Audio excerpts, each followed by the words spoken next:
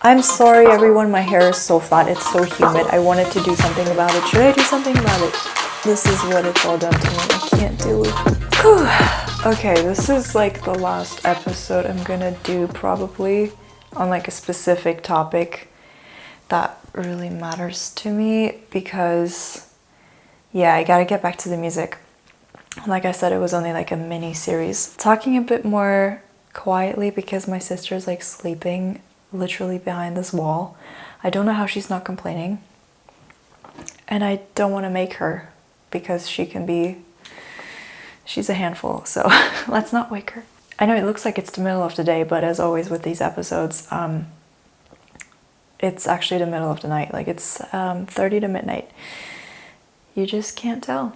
Anyway, this episode is about the one last thing of the past couple topics that we've been over already. I just want to like add on this one more thing, and then I want to do a Q&A.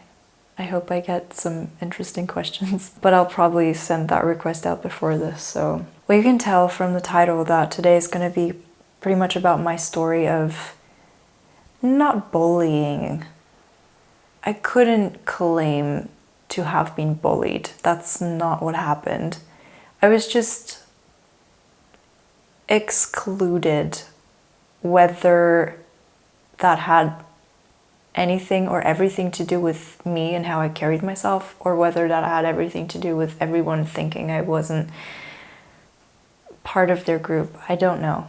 That is really something I haven't found an answer to yet, but it's about all that of me feeling like a misfit, because I've written down here as an intro, I've always wanted to be as far away from my hometown as possible.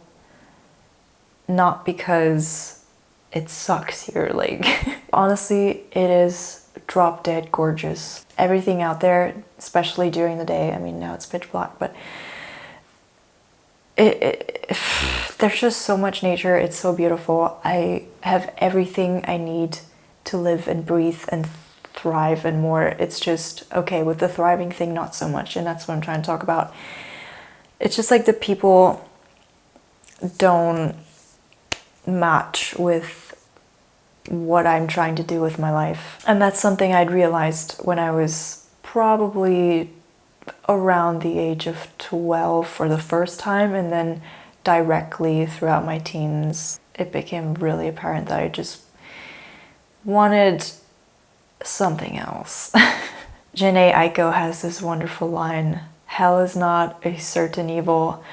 Hell is other people, or the lack thereof, and their lack of love." Something that really resonated with me when I was still in high school and like struggling to just understand why I didn't have friends. But as I talked about at length in the first episode, all of that kind of stopped when I finally got to go to America, which was actually pretty overwhelming because of the fact that I had never been around a tribe of artsy weirdos that like completely speak my language. Like literally, I actually fully like taught myself English, American English, whatever. I can speak a little bit of British as well. Depends on who I'm trying to imitate. Honestly, this is all just imitation. But in all seriousness, I became fully bilingual, and the teacher would have arguments with me over certain pronunciations, and I was like, no, it's that way. I know it because that's my language. Sorry, teacher. So yeah, I was always really protective of my English and like really like that's my shit. Like that's what I'm good at. Because I had to like make myself fully bilingual in order to just fit in this place that I always wanted to go, which was like the West Coast, Cali, LA, Hollywood. And it's just so amazing how all of that actually became reality. And I actually got to live in North Hollywood for a month and a half last year, and then a little bit of Venice, a little bit of Marina, you know, been around LA. And yeah, I just wanted to let you in on why I've worked my whole life to become this like bi-continental, bilingual jet setter. I actually want to start off with things that happened recently, because I know I'll be dealing with this shit for life. Like people around here telling me you can't be doing this, you can't be doing that, and you're so different, you're so weird, you're so full of yourself. And most importantly, this accusation or assumption that I got so lucky of having been, I don't know, discovered or something. Like, this is just full of bullshit. Like, I didn't get discovered. I made sure I got discovered. Yeah, I risked my sanity, my family's respect. I gave up my virginity to become closer, just a little teeny tiny inch closer to my ultimate goal. And I found out recently that there's like a umbrella term for all of this I'm trying to explain. And I first came across this term when I was listening to an interview of an Aussie band that I've known for over a decade now, pretty much. And I actually like became kind of friends with them, or at least like a person that's very close with them. And they were talking about the tall poppy syndrome and how it's like when Aussies make it big in America, they're treated differently by their home country. And apparently that was kind of coined in Australia maybe, but the term can technically, I guess, be used outside of Australia as well. Actually, there's like some studies on that that I pulled up, and it says here it's a social phenomenon or complex where people, not specific to gender, either dislike or resent or proactively diminish someone else's success out of jealousy. That's basically it. And that's like something I've been dealing with, ever since I started going to America, and then still continuing to surround myself with people that I knew weren't able to think outside of the box. So I'm trying to do less of that, because what happens when I go out, which I don't, but when I'm forced to go out, what happens is I would end up in a corner with my laptop working. I actually worked on the script for the first episode of all of this. That's when this whole thing happened. First things first, I was at a gathering. Of course, I spoke to everyone. I tried to like mingle a bit and like tried to get everyone's perspective and like where they're from and what they're doing and so on and so forth. And then like everyone was starting to like kind of get drunk and stuff, and I don't really do that anymore. I just bring my laptop wherever I can and like just try to get stuff done. Like I love to just crank. And that's what a lot of people don't understand, and then they assume that I'm weird and different and I think that I'm better than everyone. And it's also that I'm always the youngest. I'm always the youngest in the room. Basically what happened before I left that party was some woman had asked me about, like, chatted me up and then kind of started persuading me into this idea that I got lucky to have made all these connections in the US, and there's no other way that without luck I would have never achieved anything. Basically that was like what she was trying to say. A woman way older than me and probably just dealing with her own stuff of not having reached her childhood dream. That's what I was sensing. But then about the always being the youngest in the room, and most of the times also the only female. Not that that matters specifically, but trust me, it does, and it's fucking scary sometimes. So I was just trying to participate, and I have to be really vague about this as well because I don't know who's gonna see this, and I want to drop this before I get out of uni, but I also don't want anyone thinking I'm being extremely rude. I just want to talk about stuff, man. man. So I was just trying to participate in this one little excursion thing. Like, we would go to someone's place. Only problem was that I was like with a group of all guys, all older than me by at least 3 years, and then just upwards. And this was all in context of like an educational evening with a professional in the music industry who's working around here, which was great. I did learn a lot, and I got to like listen to my own music in a very nicely treated room. It was just that even on the way there, they would already kind of make it apparent or like point it out so much that I was the only girl, and like, oh yeah, like you're taking one for the team tonight, huh? And all of that kind of banter. And I did become really scared.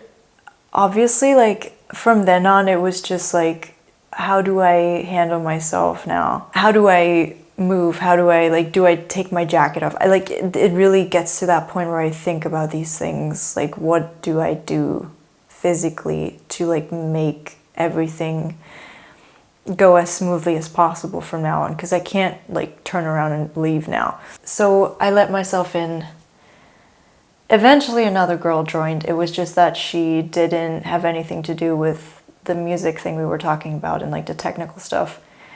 So yeah, she was like more so in the background, just like listening to everything. And that was comforting. But then we like got to the thing where everyone could kind of showcase their material, and the guys were just like fucking yanking for the aux cord and like, no, I'm next. Like, let me show you my fire beats that I made in my bedroom, just like been working for years, man. Like, oh my god, check out that bass. I swear to god,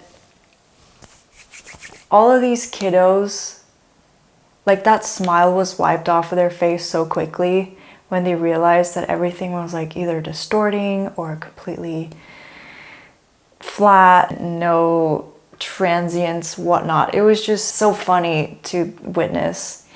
And they wouldn't let me have my turn for ages. I was like probably the second to last of like a group of like 8 guys. It's like, whatever happened to chivalry? I don't need chivalry. I don't need anything. It was just really funny. Well, my turn came around, and they kind of knew that I was like, you know, a bit more ahead and stuff. But what the problem was really just the fact that it's this first assumption of like, you're a girl, like,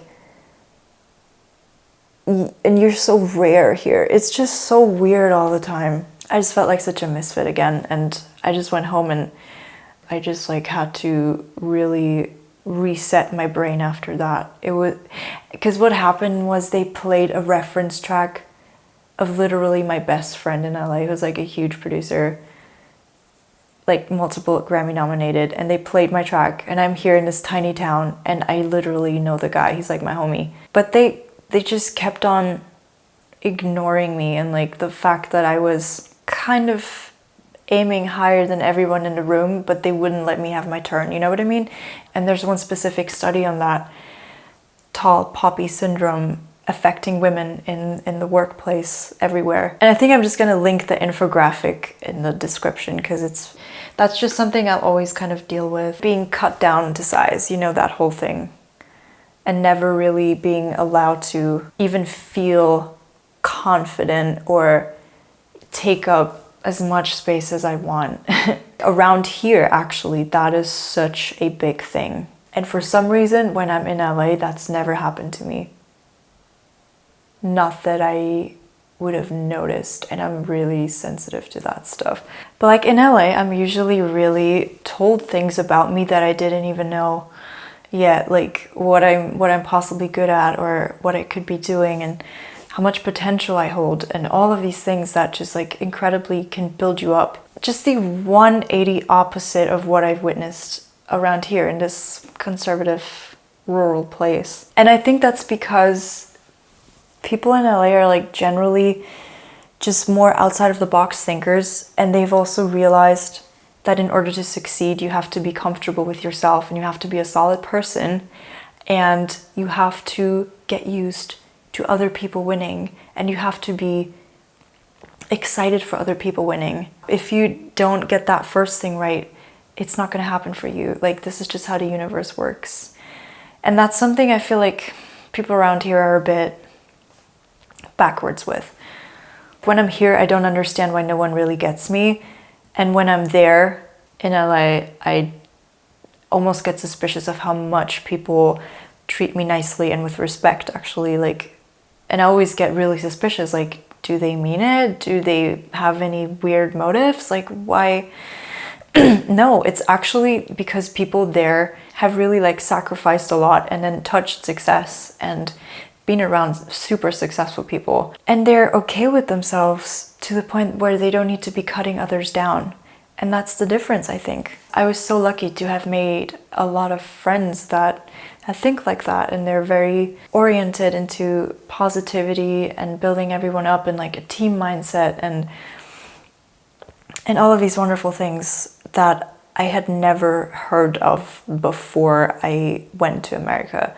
Like, I thought it was always going to be this just like knuckle grip kind of fight for me to have someone accept me for who I was. But whenever I'm there, it's just so free-flowing. You can just walk into a room and have people be interested in you and what you're doing. And not out of some stupid reason, but because they're comfortable with themselves. Okay, I've said that before. So thankfully, it was never my friends that were trying to cut me down or anything. But that's also why I don't have many, I guess. I'm very, selective, like we talked about before. But I also don't have like any like yay sayer friends. Like, I do believe firmly that they let me know when I fucked up. Definitely. They let me know when I fuck up. And yeah, that's just probably also something I should mention in case that doesn't come across. Like, I don't just have people around me that are like, you're so great. Like, no, that's not it. That's not it at all. But that's not what I'm looking for at all. It's just like basic acceptance of who I am and letting someone open themselves up and thrive and just do what they want to do, and just the base level of like having a chance to be comfortable with yourself. Yeah, which is what I've learned a bit later on in life. Because my parents unfortunately would do that on a regular basis as well. Just like trying to shut me off, cut me down, like tell me to be quiet. And I don't know whether that's because that is something their parents would have done to them. I do know for a fact that my mother still feels like she's been kind of the secondary child after her brother. So I don't know if that has to do anything with it, but I really had to concern myself with that dynamic with my mother, because it would get so bad. Like, she would say such horrible things, especially earlier this year. Thankfully, we're out of that. Like, we're really close right now. We're really chill. But back then, it was just horrible. And I would, instantly fall back into this, like, self-harming kind of phase, even at my age.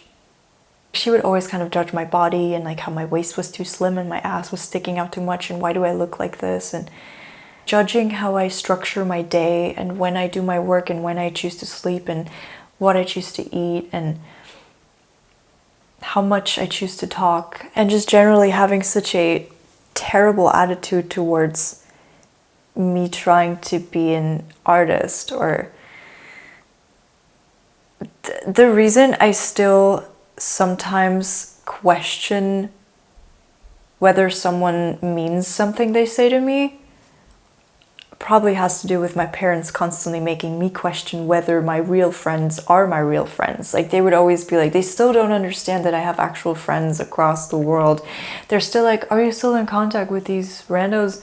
I'm like, yeah, they're actually like my chosen family most times. And the reason I would, always question people so much is because my parents made me second guess whether I deserved friends, basically. So yeah, I don't blame him. I don't wish any harm on that situation anymore. And then obviously school is a factor. Like, back in high school, like, it's just the years where your whole perception of yourself is either formed or destroyed. And I could have had it way worse. I'm not saying I was bullied. I was not bullied. Wouldn't remember. I mean, there was probably times where someone would like, in PE class would like on purpose like smack something in my face that I couldn't catch, or like just small actions like that. I was probably picked on a lot, but I kind of pushed it to the back of my head. There was just no more space for that, especially after the situation I talked about in the first episode. After that, my brain was pretty much wiped.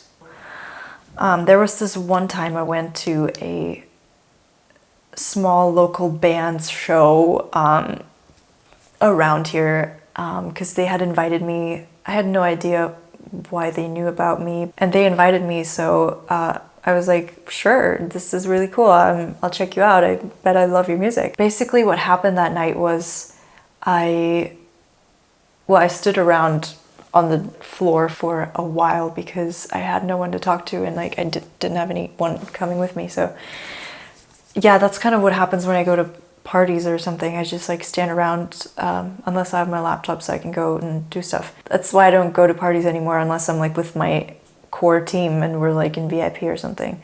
But what happened that night specifically was I met a bunch of people that I like recognized from my old high school. And then this girl I recognized, probably a year younger than me, chats me up and goes, so surprised to see you here. Are you doing modeling now? Like, did you know that we used to call you the pretty one?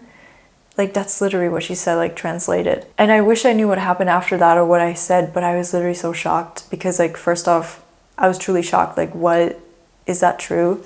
And then second off, so many gears started turning in my head about all the kind of ignorance I had faced throughout all of these years that made me just truly believe that I was a piece of shit and nobody ever wanted anything to do with me, that I was being actively ignored.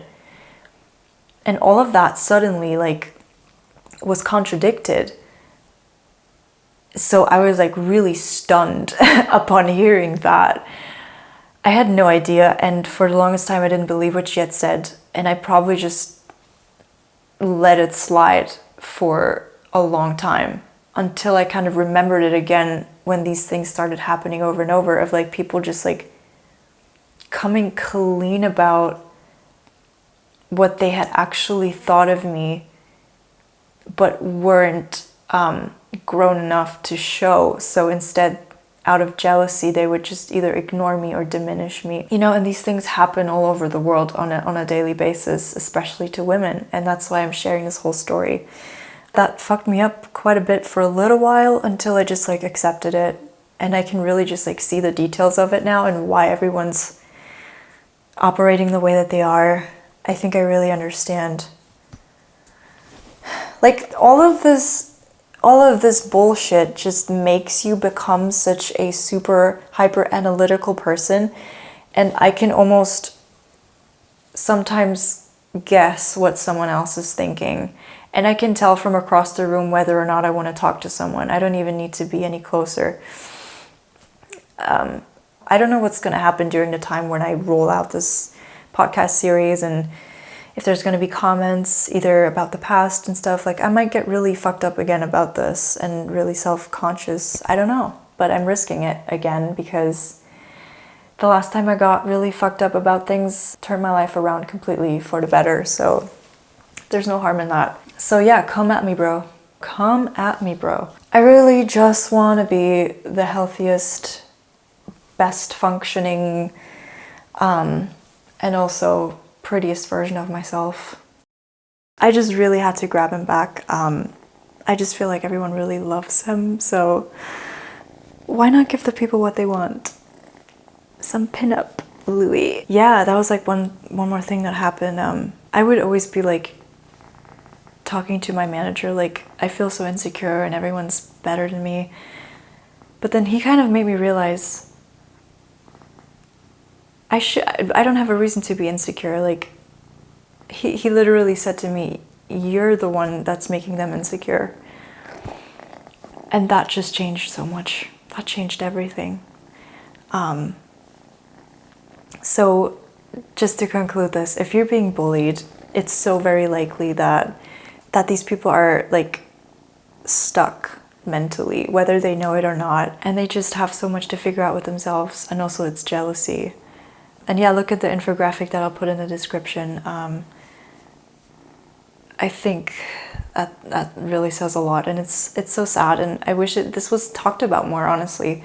I just know that I have a certain potential, and it's been told to me by my biggest heroes, and that's just why I started carrying myself accordingly and taking care of myself accordingly, and just not listening to what like people have to say that I know don't have much to say in the first place. Like I if anything, I feel like I wish I could help them, you know, see the own potential in themselves.